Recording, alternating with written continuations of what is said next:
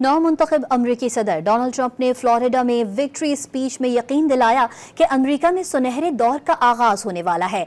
अमरीका को मजबूत बनाने तक चैन से नहीं बैठेंगे, अपने मुल्क को एक बार फिर सबसे आगे रखेंगे।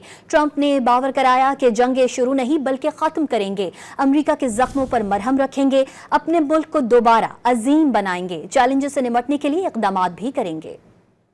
नौ मुंतखब अमरीकी सदर डोनाल्ड ट्रंप ने एक बार फिर एतमाद करने पर अमरीकी अवाम का शुक्रिया अदा किया। दूसरी बार अमरीकी सदर मुंतखब होने के बाद फ्लोरिडा में खिताब करते हुए दो टोक अल्फाज में वाज़ेह कर दिया कि वो कोई जंग शुरू नहीं करेंगे बल्कि जंग खत्म करेंगे। डोनाल्ड ट्रंप ने विक्ट्री स्पीच में यकीन दहानी कराई कि अमरीका में सुनहरे दौर का आगाज होने वाला है, मुल्क के तमाम मामलात अब ठीक करेंगे, अमरीका को मजबूत बनाने तक चैन से नहीं बैठेंगे, एक बार फिर अमरीका को दोबारा अजीम बनाने का नारा दोहरा दिया। नौ रिपब्लिकन सदर ने दावा किया कि अमेरिका के पास दुनिया में सबसे ज्यादा सोना, तेल और गैस के ज़खायर मौजूद हैं। इंतखाबात में हिमायत पर अरबपति कारोबारी शख्सियत एलन मस्क को रिपब्लिकन पार्टी का स्टार करार दे दिया।